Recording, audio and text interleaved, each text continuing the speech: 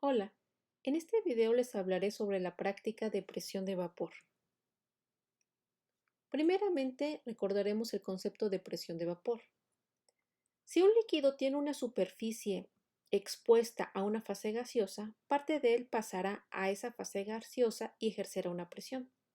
Entonces, la presión que ejercen las moléculas de una sustancia en el estado gaseoso sobre la superficie del líquido o sobre los alrededores se llama presión de vapor. A temperatura ambiente, algunas moléculas de líquido pasan a la fase gaseosa y conforme aumenta la temperatura, más de ellas lo harán. Así, al hervir un líquido, es cuando su presión de vapor iguala la presión atmosférica, es decir, se alcanza este equilibrio dinámico. Y la temperatura a la que ocurre este cambio de fases se denomina temperatura de ebullición. La dependencia de la presión y la temperatura se puede estudiar con la ecuación de Clapeyron, que es esta de aquí.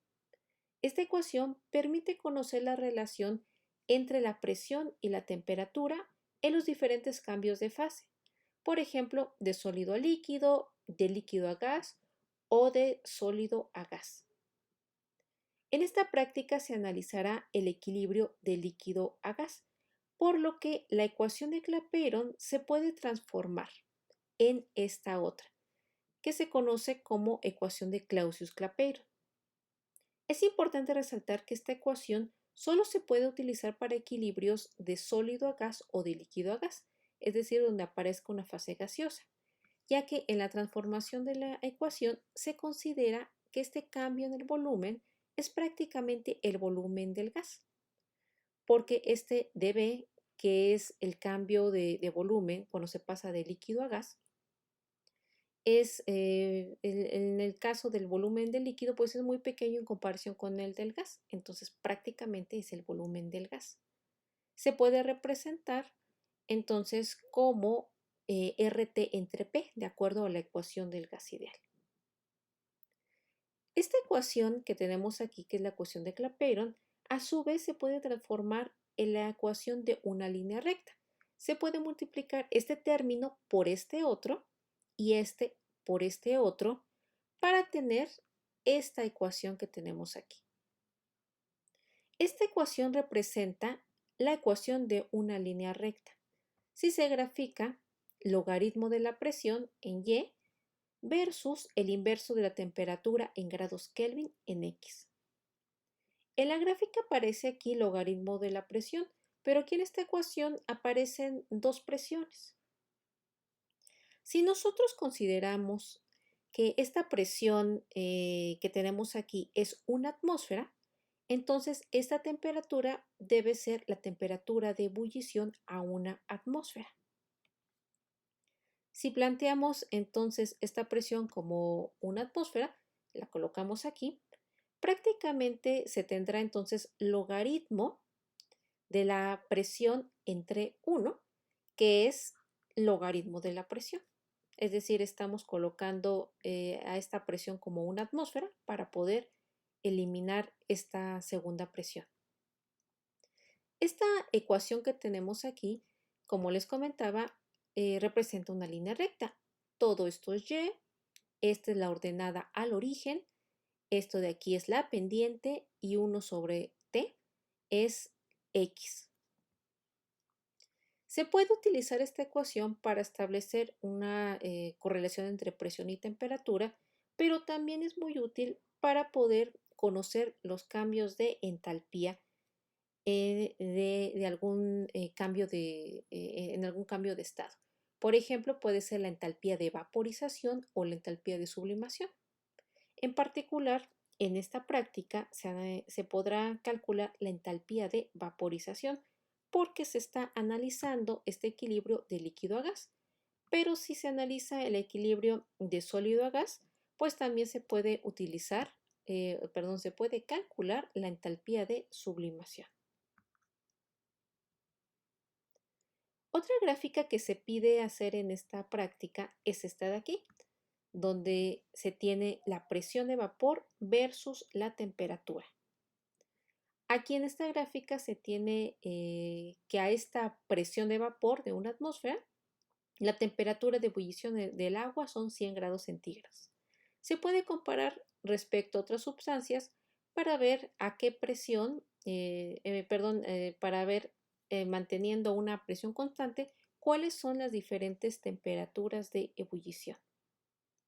En realidad esta gráfica que tenemos aquí representa curvas de equilibrio entre el equilibrio líquido y vapor y es una sección del diagrama de fases. Si recuerdan, un diagrama de fases permite conocer en qué condiciones una sustancia se encuentra en estado sólido, en estado líquido o en estado gaseoso. También permite conocer puntos de equilibrio, es decir, condiciones de presión y temperatura donde se lleva a cabo el cambio de fases. Ok, los objetivos de esta práctica son los siguientes. Establecer la dependencia cuantitativa de la presión de vapor de líquidos puros con respecto a la temperatura y cuantificar cuál es la entalpía de vaporización de las sustancias analizadas. Se utiliza este aparato que consiste en un manómetro que tiene aquí un frasco compensador que se conecta a una bomba de vacío en esta parte. También se tiene un refrigerante y se tiene un tubo calefactor donde se va a colocar la muestra. Este puede ser un matracito o bien un tubo que se coloca en baño María. El procedimiento es el siguiente. Se va a colocar 10 mililitros de la muestra, que puede ser agua, etanol, acetona, metanol, en el matracito o bien en el tubo. Se van a colocar algunas piedritas de tezontle que van a servir como cuerpos de ebullición. O bien se pueden colocar cuerpos de ebullición si se utiliza este tubo en vez del matraz. Hay que tener cuidado de que el termómetro que se tiene en este aparato no toque el líquido, pues lo que se estará evaluando es la temperatura del vapor. Posteriormente se va a colocar la pinza de Mohr en la manguera de este frasco compensador. Va a estar abierta, no se cierra. Posteriormente se conecta la bomba de vacío a este frasco compensador. La bomba de vacío tiene un tubito que se inserta en esta tubería. Se va a encender la bomba. Hay que ser pacientes, es muy rápida, pero también es muy ruidosa, entonces no se espanten. Y también al aplicar vacío, vamos a obtener una diferencia en los niveles del mercurio que se encuentra en este manómetro. Inicialmente se tiene este nivel en el mercurio, en el manómetro, pero cuando se aplica vacío, este nivel va a modificarse y lo vamos a ver de esta manera. Después de hacer vacío, vamos a tener que el mercurio sube porque se está extrayendo aire de esta parte para tener también este sistema al vacío y el mercurio pues se va a mover hacia la izquierda. Se va a procurar que se tenga la máxima diferencia de alturas. Puede ser así o incluso un poco más. Después se va a cerrar esta pinza de Mohr que tenemos en esta parte y se va a desprender el tubo de la bomba de vacío de la tubería. Y se va a dejar en reposo unos 2 a 5 minutos para verificar que no se tengan fugas. Porque las conexiones del aparato pues son delicadas. Si lo llegamos a mover mucho, podemos tener algunas fugas en las conexiones, por ejemplo de aquí o de aquí, y esto va a evitar que se tenga un vacío en el sistema. Con el tiempo se va a estar introduciendo aire. Ya que se verificó que no hay fugas, se procede al calentamiento. Se va a conectar las mangueras del refrigerante. eh, en esta parte va a ser la entrada del agua y por aquí va a ser la salida que va a dar aquí a la tarja. Se va a dejar correr agua a un flujo bajo y se va a encender el micromichero que se va a colocar en esta parte, con una flama baja para evitar el sobrecalentamiento. Recordemos que aquí se colocan 10 mililitros de la muestra, por lo que no se necesita realmente una flama muy grande. La columna de mercurio, cuando inicia el calentamiento, se puede mover un poco. Esto es normal. Y cuando la ebullición ya sea uniforme, pues se mantendrá estable es la diferencia en estos brazos del mercurio. Cuando se tenga ya la temperatura estable, se va a notar esa temperatura y también cuál es la diferencia de altura en los niveles del mercurio del manómetro. Es importante considerar que se va a registrar la temperatura no desde el inicio del calentamiento, sino más bien cuál es la temperatura a la cual ebulle el sistema. Esto ocurre cuando la temperatura ya no se incrementa, es decir, cuando se mantiene constante. Esa es la temperatura de ebullición y es la que se registra. Y esa temperatura se va a correlacionar con una cierta presión de vacío que se tenga aquí en el sistema. Entonces se van a estar recabando datos de alturas y también de temperaturas. Así se logrará entonces la primer lectura, cuando se tenga un valor constante en la temperatura. Posteriormente se va a seguir calentando el sistema, pero se deben de recabar más datos de presión y temperatura y esto se logrará modificando la presión del sistema. Se va a apretar con nuestros dedos la tubería de hule y en esta parte de aquí y se abrirá la pinza de Moore. Se va a dejar que entre el aire. Hay que ser muy cuidadosos y controlar con nuestros dedos qué tanto aire entra. Prácticamente se va a abrir y cerrar la manguera muy rápidamente para que entre aire al sistema y se rompa un poco el vacío. Este paso lo considero el paso de la muerte, porque hay que tener mucho cuidado. Si se deja mucho tiempo abierta la manguera, se introducirá mucho aire y entonces ya no vamos a tener tantas lecturas como esperamos o incluso se puede romper por completo el vacío y entonces ya no se pueden hacer ninguna lectura y hay que empezar de nuevo el experimento. Entonces hay que ser muy cuidadosos e incluso practicar un poquito antes de iniciar el calentamiento. Ya que se introdujo un poco de aire al sistema, se va a esperar a que llegue nuevamente el equilibrio y se registra la temperatura. Entonces se observará un incremento en la temperatura cada vez que se cambie la presión del sistema. Inicialmente se tiene una temperatura baja de ebullición, ya que la presión del sistema también es baja porque se aplicó vacío. Conforme se vaya introduciendo más aire a este sistema y se vaya rompiendo el vacío, la temperatura se irá incrementando. Hay que registrar cuando menos unas 10 lecturas. Entonces, este proceso de ir introduciendo aire y romper el vacío y volver a esperar a que se llegue al equilibrio, se va a estar repitiendo varias veces. Al inicio del experimento, esta diferencia en las columnas del mercurio se va a observar así. Conforme se rompa el sistema, el vacío del sistema, vamos a ver una disminución. Ahí tenemos otra lectura.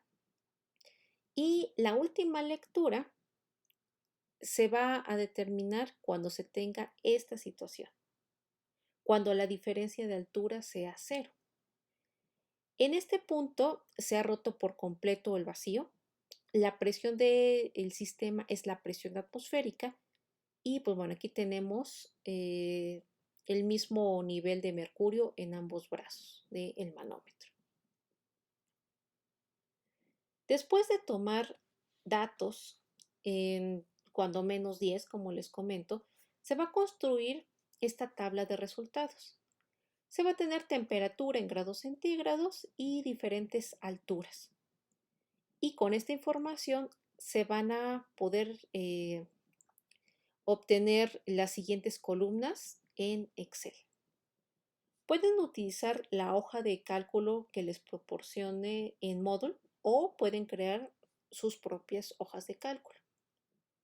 Bueno, vamos a los cálculos en Excel. Ok, aquí tenemos esta tabla de datos.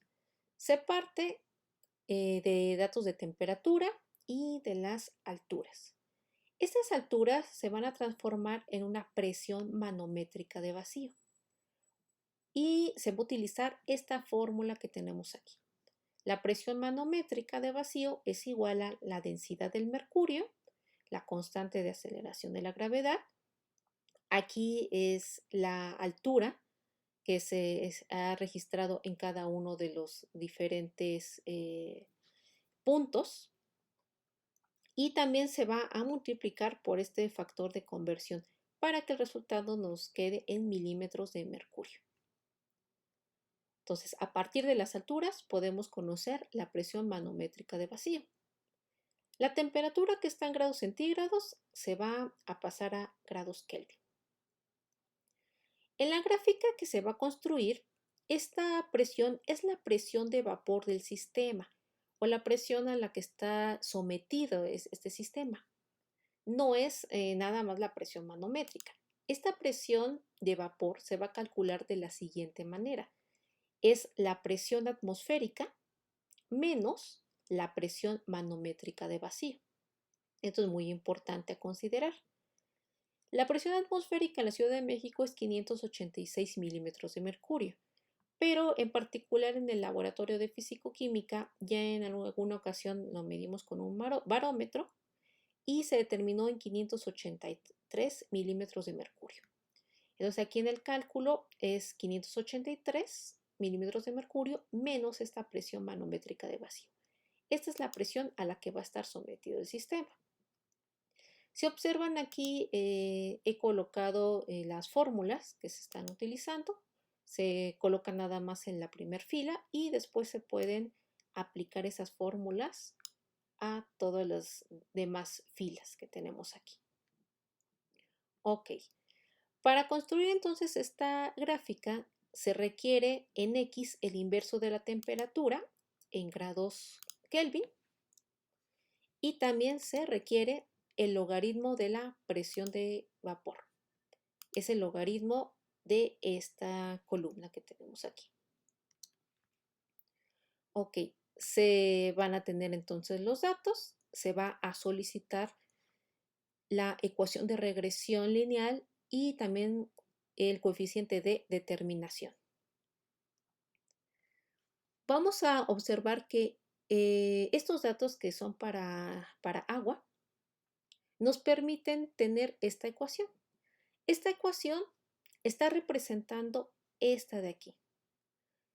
Tenemos como y el logaritmo de la presión, como ordenada al origen todo esto, como la pendiente es el cambio de entalpía de vaporización, entre R, entre la constante de los gases, y tenemos como X el inverso de la temperatura.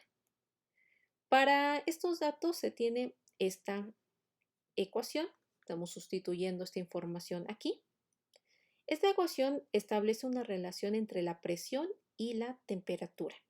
Entonces permite proponer temperaturas y despejar cuál es la presión de vapor o viceversa. Pero también es útil para conocer la entalpía de vaporización. Entonces se compara esto que es la pendiente es igual a esto, aquí tenemos, y entonces podemos despejar la entalpía de vaporización como el valor de la pendiente que multiplica a la constante de los gases. El resultado de esta multiplicación es este valor, está en joules entre mol. pero es común que se reporte como kilojoules entre mol, porque son valores grandes de entalpía. Este es uno de los primeros resultados. ¿Cuál es la entalpía de vaporización del agua? Se puede también calcular el porcentaje de error del valor experimental con respecto a la entalpía de vaporización teórica. Se puede considerar la entalpía a una atmósfera. Este valor es relativamente fácil de encontrar en Internet o bien se pueden consultar tablas de vapor. Obviamente este valor es diferente al que se calculó porque esta entalpía está a una atmósfera y este dato experimental está a 583 milímetros de mercurio y esta de acá a 760 milímetros de mercurio. Con las tablas de vapor se podría calcular cuál es la entalpía teórica a la presión exacta que se tiene en la Ciudad de México. Pero en general, bueno, me interesa que de sus datos experimentales puedan compararlos con una referencia y calcular el porcentaje de error. El porcentaje de error se calcula con esta ecuación, es el valor experimental menos el teórico entre el teórico por 100. Es muy importante que en general en el laboratorio pues se reporten estos porcentajes de error, porque no basta con decir, bueno, el valor fue muy cercano, o fue más alto, o fue más bajo. Hay que ser más precisos e indicar, pues fue sobreestimado en 20% o en 10% y dar una mayor exactitud a nuestros resultados. Bueno, entonces este es un primer cálculo de la entalpía de vaporización a partir de esta gráfica y también se va a reportar esta otra gráfica que tenemos aquí, que es la presión de vapor con respecto a la temperatura. Aquí se tienen los datos de agua y también para etanol. Cabe señalar que, bueno, estos son los cálculos para una sustancia, pero también se pueden calcular para otras sustancias. Entonces, aquí se están graficando en esta misma gráfica los datos de etanol y de agua.